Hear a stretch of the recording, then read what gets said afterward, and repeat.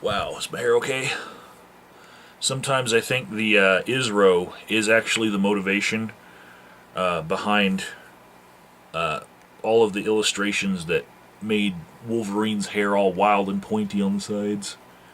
Because some people actually have that hair. I need a haircut. So, this video is another serious one, breaking up all the fun ones that I've uploaded recently. I've been clearing out a lot of my video archives and posting videos that are fun, and people have resubscribed my channel because I'm not being the brainy, hard-to-understand guy. I'm being the fun guy. So this is not a fun one. This is a thinker. And what I want to talk about today is a comment that I got on my video on the nature of babies and bigots. And first I want to talk about YouTube comment section jackassery, and just YouTube argumentation jackassery. Okay? There are many arguments which would follow the structure of a logical fallacy, but because of the context in which the argument is being used, it is not a fallacy, it's just an argument. Some would say that argumentum ad authority,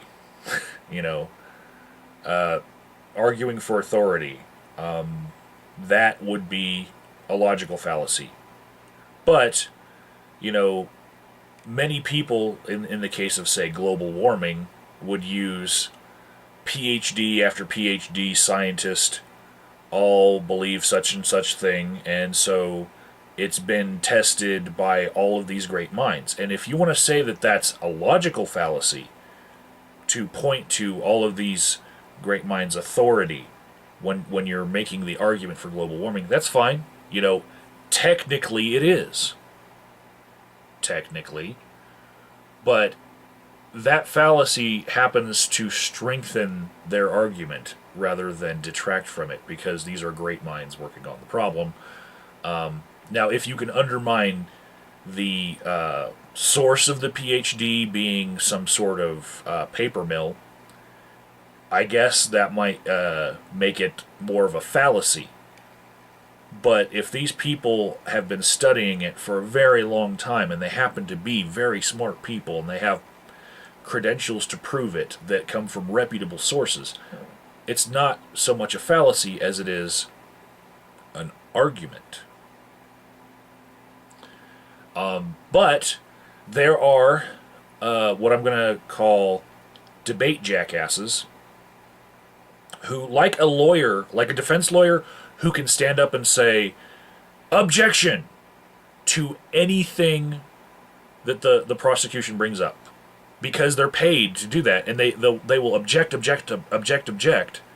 whether or not the objection has merit in the context. They will just look at the structure of the logic of what the prosecutor said, and they have to object because their position is to defend their client. They're already entrenched in the defense of their client, so they have a bias. They're not interested in where the line of questioning will lead to the truth either way, so much as they are interested in the defense of their client. And in the same way, there are people who have biases. Most of the time, the positions that they already hold on, like atheism, theism, all sorts of other isms, and they don't realize that sometimes when they throw out, oh, that's a logical fallacy, that's an ad hom, that's a argument from authority, that's a straw man, they don't realize that, those things follow the structure of what a straw man could be, or what an argument from authority could be, but they're not exactly fallacies because of the context they're being brought up in. Okay? They're actually furthering the search for knowledge. And if you don't realize that not every argument from authority is a fallacy, then you are the debate jackass that I'm describing here. If you don't realize that just because somebody doesn't have a well-defined position doesn't mean that their opponent is strawmanning them, okay? Then you are that argument jackass. One of the things about straw men that I really fucking hate here on YouTube, and it's why I don't directly challenge a lot of the debate jackasses out there, is I like to call it theological whack-a-mole. And I've talked about it maybe 3 or 4 times here on YouTube. Theological whack-a-mole is something like you attack a position on, say, sin, and somebody says, well, I don't believe in original sin, I'm a different type of Christian. So then you pin them down against the wall about this other type of sin, this other concept. They say, well, I don't believe in that.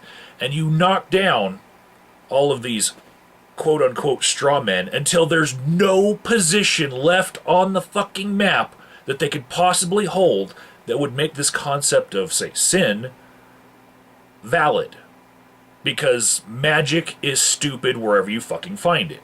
It's just that they will say, well, that's not the way that I believe it. That's not the way I believe it. And when you get to the point where you've knocked down every goddamn straw man, you can dismiss the position on sin as being stupid.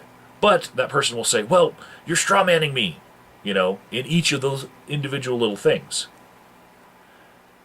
That's why I don't like debate jackasses. They learn a little bit of logic, all right, and then they use it to the point where it's actually hurting them and hurting the search for truth and knowledge.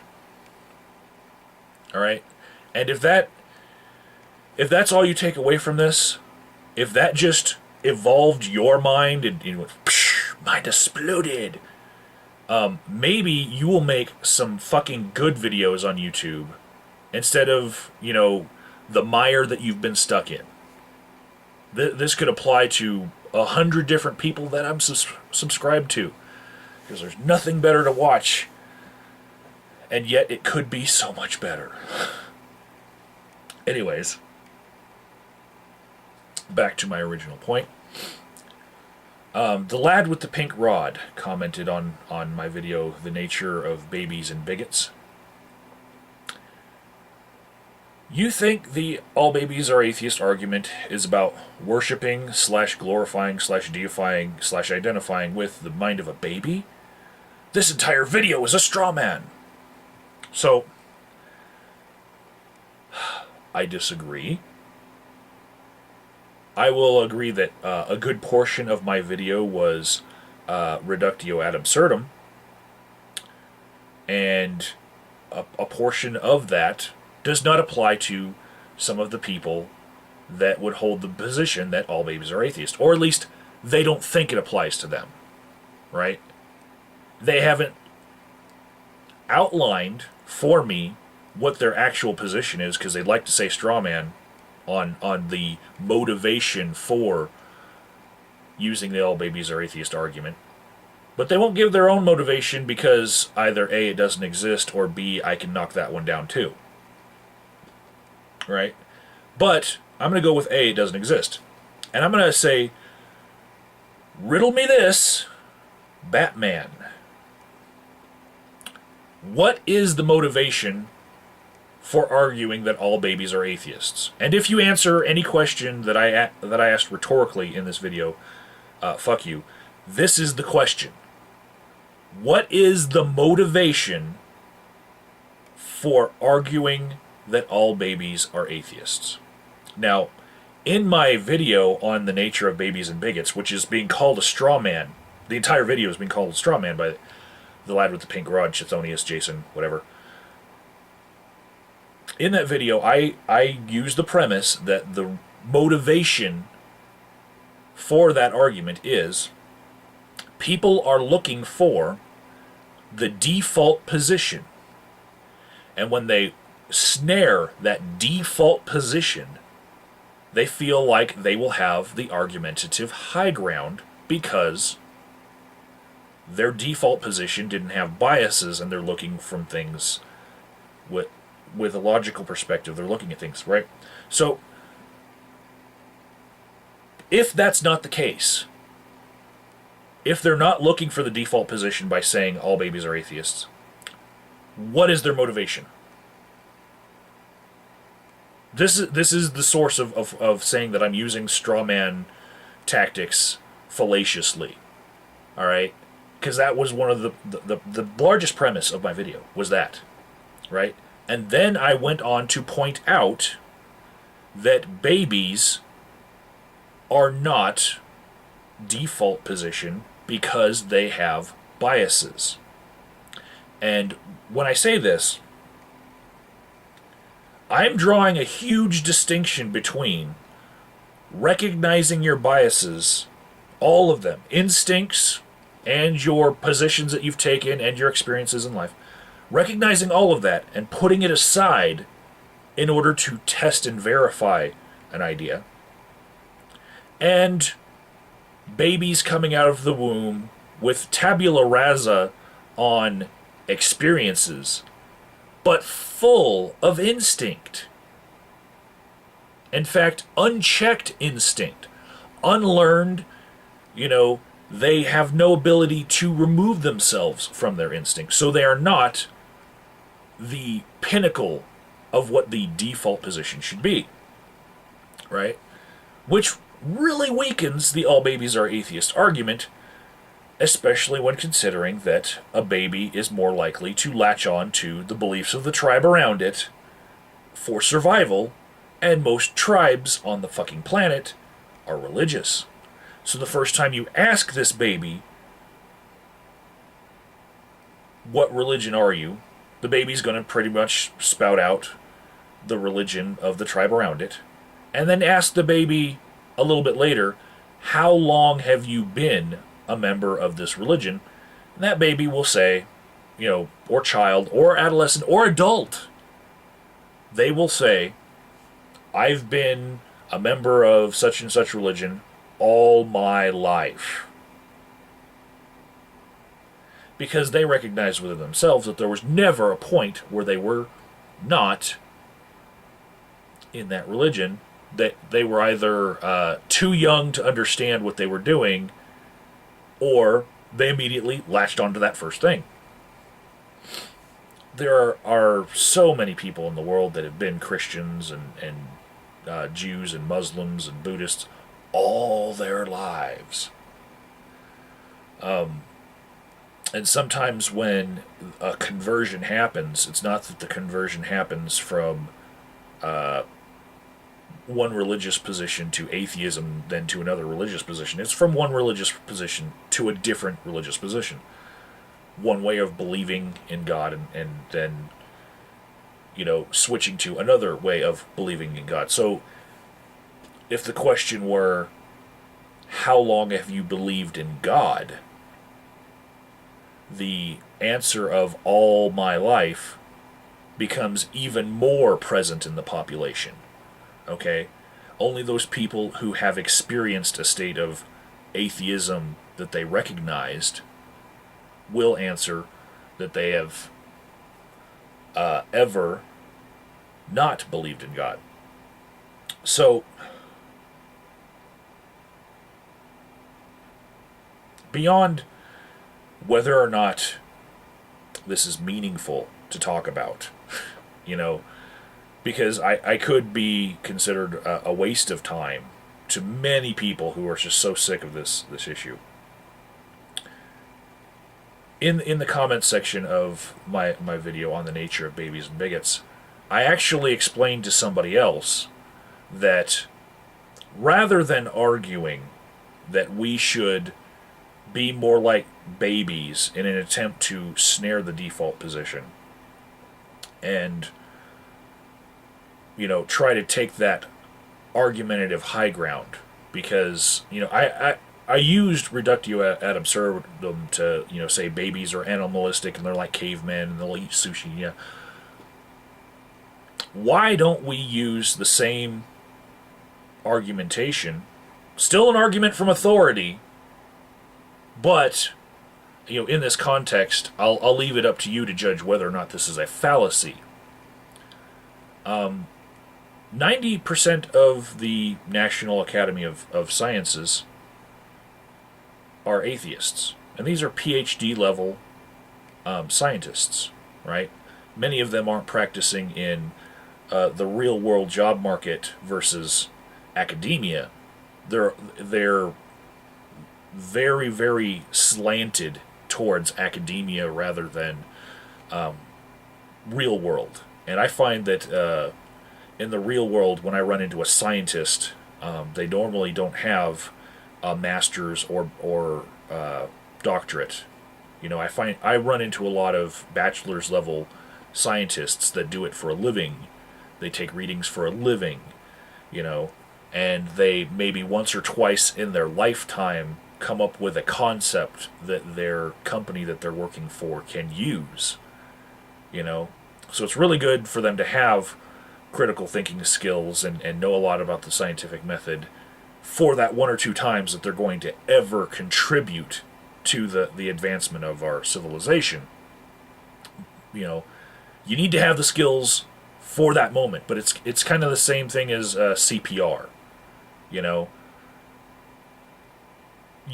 learn it in the hopes that you're never going to have to use it, and the 3 or 4 times that you use it in your life, it's normally just the cursory steps like clearing someone's throat, the Heimlich and all that, and you don't even get to using the higher level concepts of how many breaths to compressions are you going to use. You hope that you don't even have to use that, and that's the same thing with all of the science that you learn in college. If you are going to go into the workforce, you hope that you never actually have to go back and crack open that book and think about the higher concepts. You hope that something as simple as recognizing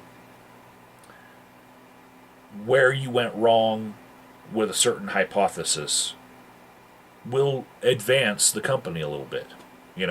How you can tweak a hypothesis a little bit. You hope that you don't ever have to use those advanced stuff, because you'd basically be better off in academia thinking about that full time, rather than trying to make some money. Because when you get stuck in those higher concepts, a lot of time the research is leading nowhere, and you're about to get fired. I've rambled on a bit here, but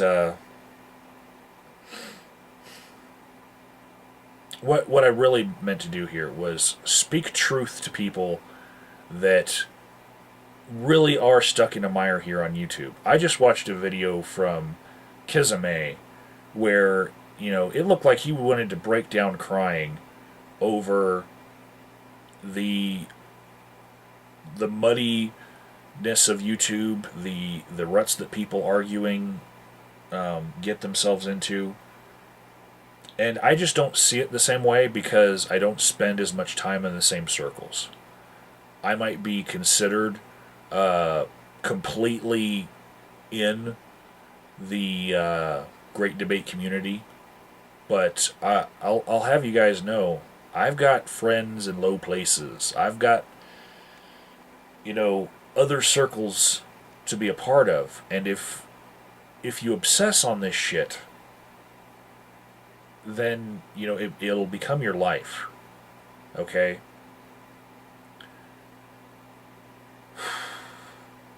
Do I need to throw out a few examples of people who obsess on this shit versus people who have a more healthy mix of topics on their YouTube channel?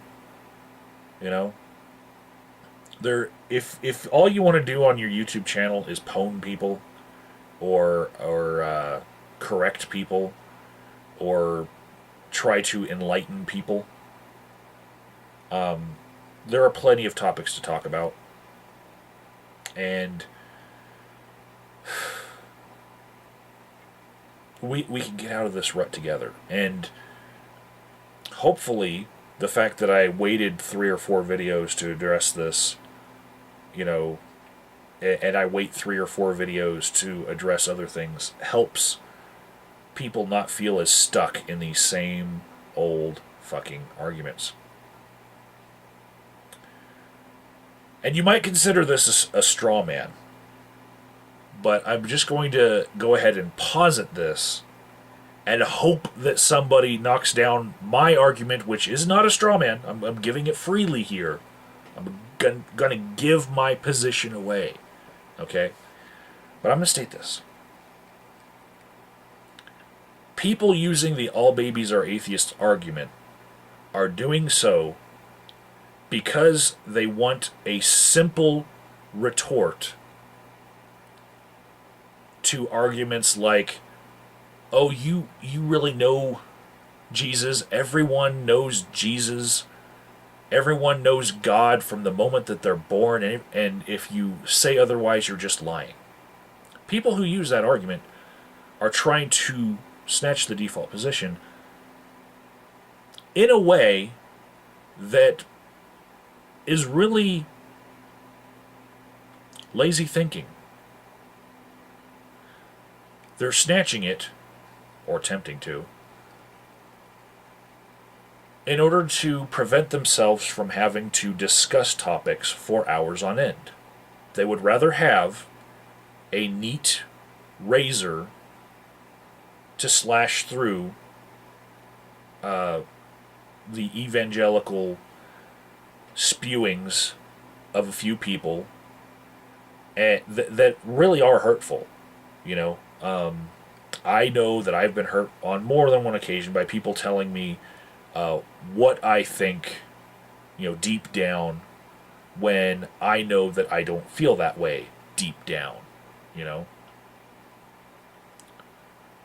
But in the end, if you can't argue your case, or you just don't have the time to argue your case properly, you don't want to invest in teaching people, why are you even bothering with a short, crappy answer?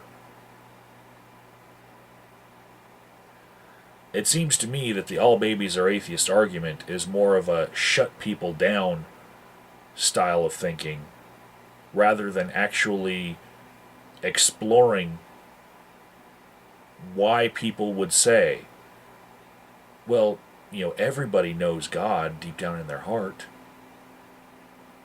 You know? Because if you can properly deconstruct that, you might be able to get people to quit using that line of argument on other people, instead of just having them move on from you. You know what a lot of these apologists like to do? They have this tactic of kick the dust off your shoes. It's a biblical concept. Basically, if someone says that they don't want to hear it the way that you've presented it, you say, thanks for your time, and you go on to the next person, and the next person, and the next person. So when you use the no, all babies are atheists, booga, booga, booga, booga, you believe in the magical sky fairy, all that stuff that's really meant to just shock them into not talking to you anymore. What they're doing is they're going to the next house, and the next house, and the next house. Okay? And as somebody who is a businessman, I can tell you what they're doing there that they don't even realize is they're playing the numbers game. If you use the argument enough to see who buy into it, you know, and you just go from person to person to person with the least amount of time spent with them, you're going to reach the most people. All right? You have the opportunity to stop them in their tracks. But if you're going to use lazy thinking and platitudes which just shut them down without teaching them anything, you're not going to change the course of history. We're headed towards an idiocracy, okay? And in order to help the fight against that, you gotta invest some time, okay?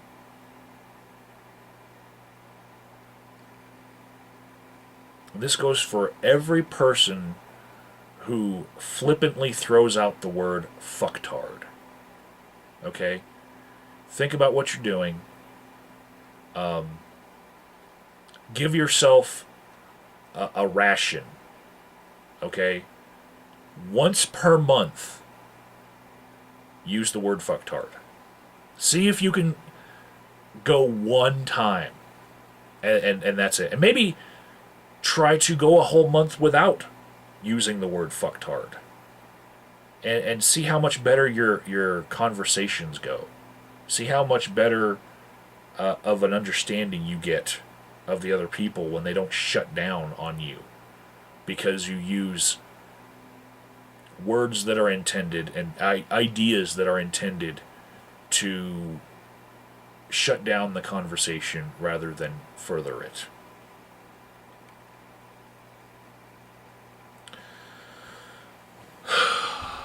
Once again, stop the hate, people. Don't hate on the Israel either.